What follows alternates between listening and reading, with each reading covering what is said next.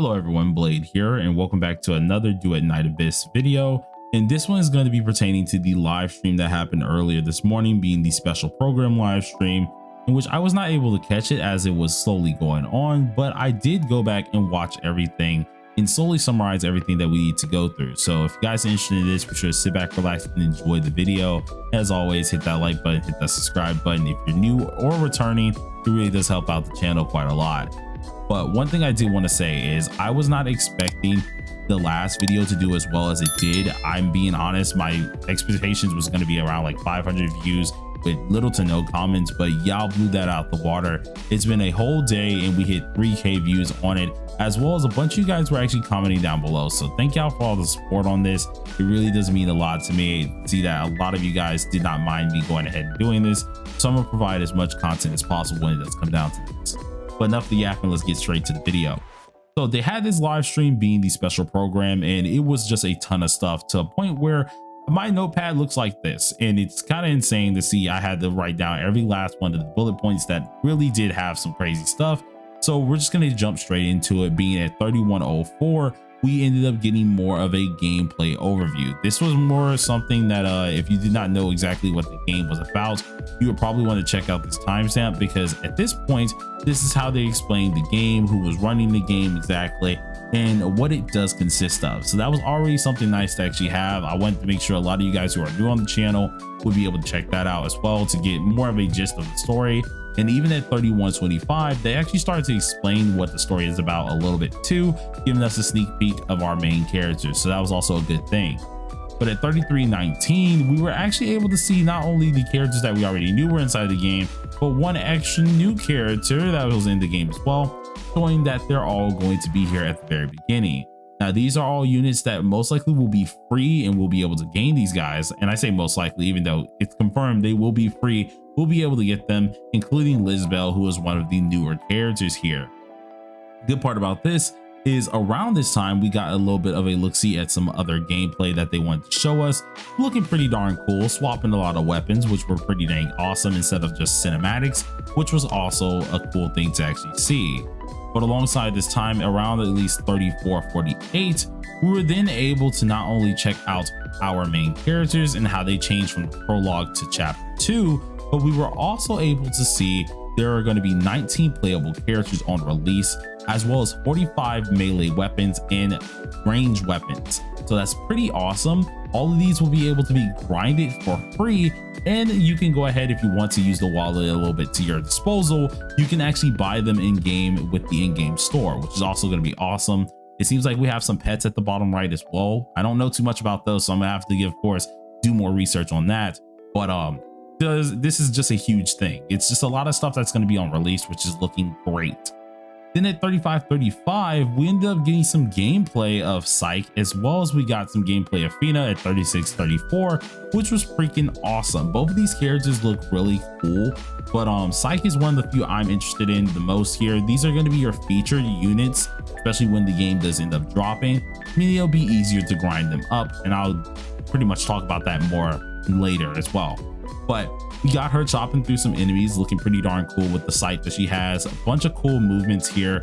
We are also able to see her ultimate, or at least I guess her other form with the wings here, and it apparently allows her to have infinite ammo for a set period of time, which was pretty darn interesting to see. So we see her going in the air, and she's just shooting down a bunch of little things here, dealing a lot of damage to the enemies around her, which was freaking awesome.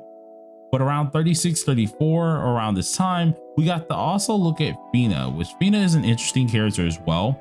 She's also a melee character who has a pushback mechanic, as you just saw just then. And alongside of this, whenever we do use her ultimate, she swaps through different elements. So she has her water element there, we got the fire, and then she can actually swap it again to electricity, which was really darn cool. All these characters will be out on the day of release, so of course you will be able to grind them up, or even just get them bought on out with your money if you do want to, which is always great to see. Another good thing that we ended up getting some highlights on at 38 to 29 was the events that allow us to farm them very easily. Apparently during the time of these featured units, there will always be something called immersion theater. During this time period, we're able to actually grind up the shards very easy for our featured characters, which is always great. You're always going to be able to grind up the shards, but during this time period, you'll get the shards even easier with the amount of rewards they give you. By doing so, you can exchange the characters on out pretty much easily and be able to get them even quicker than normal. Alongside of this, with the immersion theater, they come out with something that helps you with these special tokens to get your weapons as well. So you're not going to be bound by, of course, money or anything like that. You can grind up the weapon tokens themselves as well. And once you do so, you'll be able to exchange out said weapon, bring it to the forgery, and be able to make the weapon after you get enough gold, as well as just enough things. It does take, of course, some time to do so, but you're able to expedite that time if you do have the currency to do so, which is always great. Now, another good thing that a lot of people had some things about or some views on was how to get the other characters. Well, they ended up confirming that there are going to be ways to get the characters just as fast as well, in which are going to be through these things called secret letters. We get these secret letters just by doing said immersive theater or just doing different dungeons. And by doing so, after a while, we're able to claim amount of these and exchange these secret letters. I think it's 10 secret letters themselves, and you can get a single shard for a character. Now, this is great because for some people who do they just want their character right, they just want to go and have some fun with it. It was more of a thing that we thought we can only get specific characters at specific times. But this is a permanent system. As long as we have the 10 secret letters, we can go ahead and exchange one of these characters out, which is going to be great and easy. Now, a good thing that we also saw was the cosmetic gacha, which is only going to be for the outfits themselves.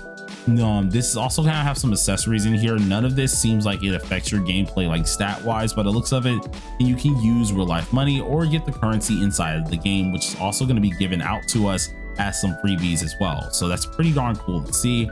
But an awesome thing about this is with the outfit gachas themselves, they can be dyed along with the effects. What I mean by this is they've already changed their animations enough, right?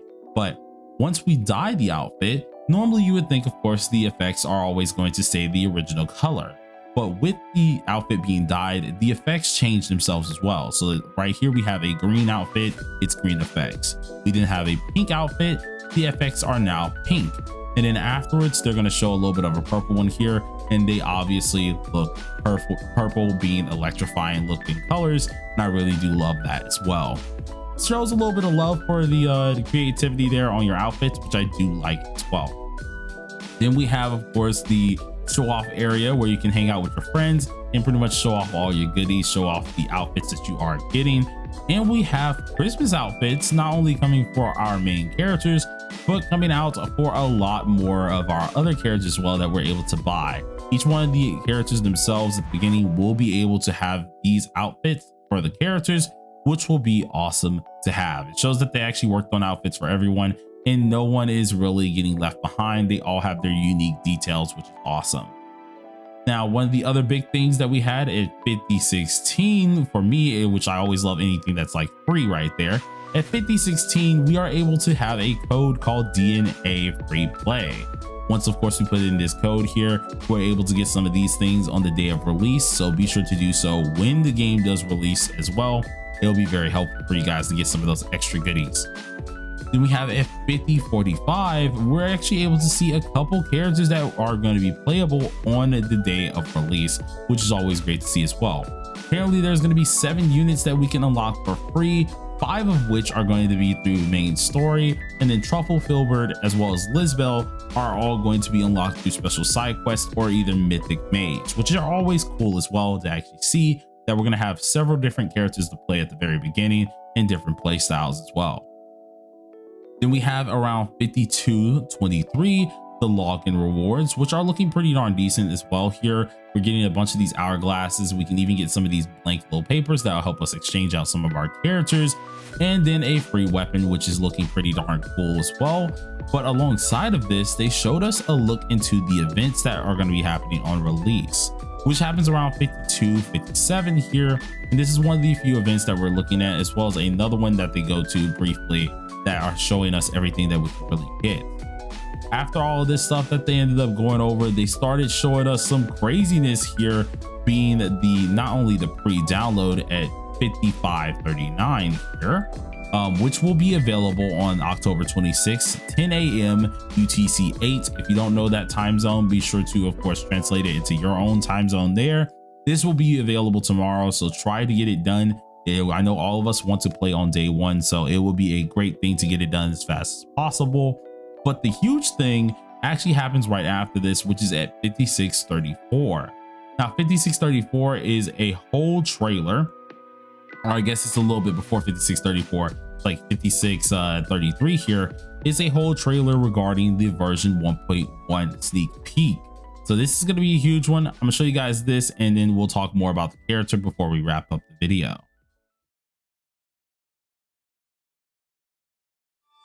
In a faraway land, there once was a realm whose people wove a magic of lasting peace. And from that peace arose guardians who vowed to protect them all. Be still for a moment. I shall cleanse you of every trace of this foul corruption. I remain to atone for those I failed to protect.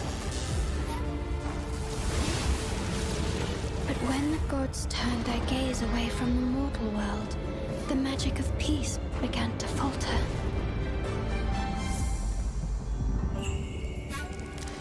I bow to neither gods nor heaven. I trust only the sword in my hand.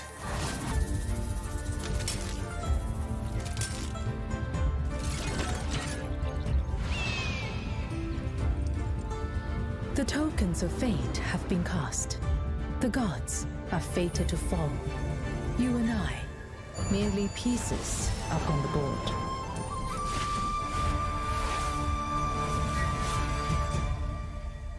That's where the story ends. I wonder, will the little bird break free from the shackles of fate and fly beyond the edge of her tail?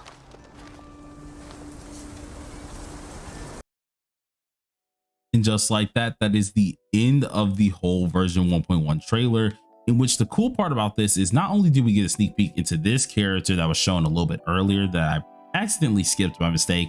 I don't know how I missed that on my notepad, but we also get a sneak peek into the environment. The environment looks so majestic, looks nice. I love it already. And everything is really, really detailed. Now, granted, this is probably because they did a lot more overhauling of the graphics quality, which is always great to see. But just walking around, you can see just the grass flowing and everything looking so natural. It looks earthy, it looks nice, and I really do like that. So I can't wait till that does release here. Can't wait till the 1.1, that whole feel out to just come out. And if you guys are excited, be sure to let me know down below in the comment section and let me know what else you're looking forward to in this game. Hopefully, I know a lot of people have been saying that don't get so hyped about the game. It could be a letdown sometimes. I'm gonna be honest, it's hard to not be hyped, especially when this game looks this beautiful and it has so much coming for it. So let me know how y'all feel down below in the comment section. Until next time, everybody, hit that like button, hit the subscribe button. Peace out.